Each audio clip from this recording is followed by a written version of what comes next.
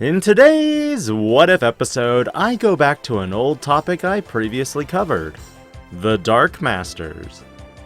With EX3, there's been an introduction of a single archetype that gave me another bright idea for the Dark Masters, and that is the 4 Great Dragons. This archetype heavily focuses on the 4 mega-level Digimon Azulongmon, Machinedramon, Goldramon, and Megidramon.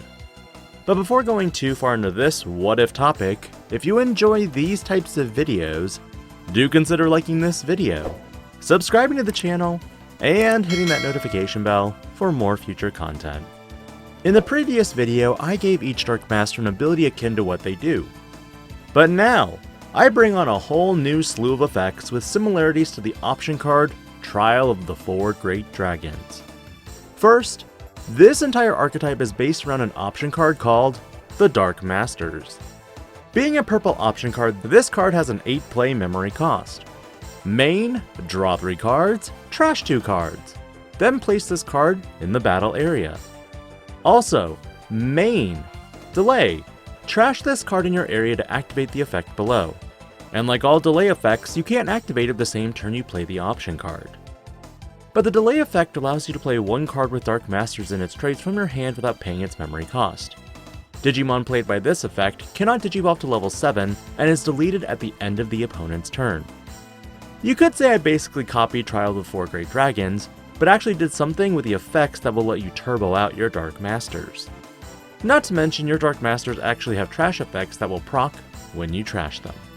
Without further ado, let's talk about some revamped Dark Masters.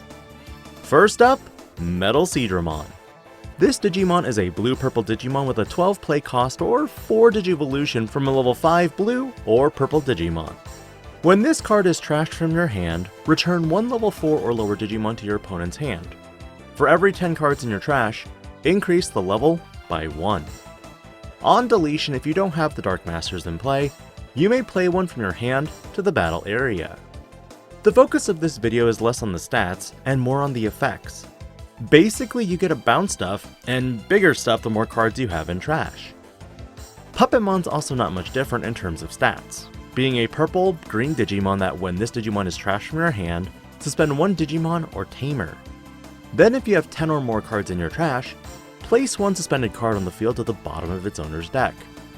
This gives more flexibility for your removal, but only on your turn. And like Metalseadramon, this card also has an on-deletion effect that lets you place the Dark Masters in play if you don't have one in play from your hand to the battle area. Moving to Machinedramon, this Digimon has an on-play effect, differentiating from trash mechanics introduced for Metalseadramon and Puppetmon. On play, 12 cost or 4 to Digivolve from a level 5 black or purple Digimon, you De-Digivolve 1 on all of your opponent's Digimon. Then if this card was played by the effect of the Dark Masters, delete 1 Digimon with a play cost of 5 or less. This gives you some more flexibility with how to play the Dark Masters, but while it doesn't have any crazy effects from being trashed, it does provide you a body and potential removal.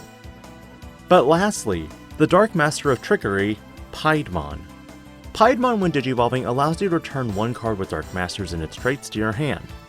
While you could add removal of some sort, this also includes the primary boss monster of this deck, Apokarimon. But its when attacking effect is the trickiest of them all. When attacking, you may place 1 card from your trash under this Digimon. Then for every 10 cards in your trash, trash the top card of your opponent's security. While counterintuitive, you can potentially place powerful cards in purple with inheritables for more manipulation.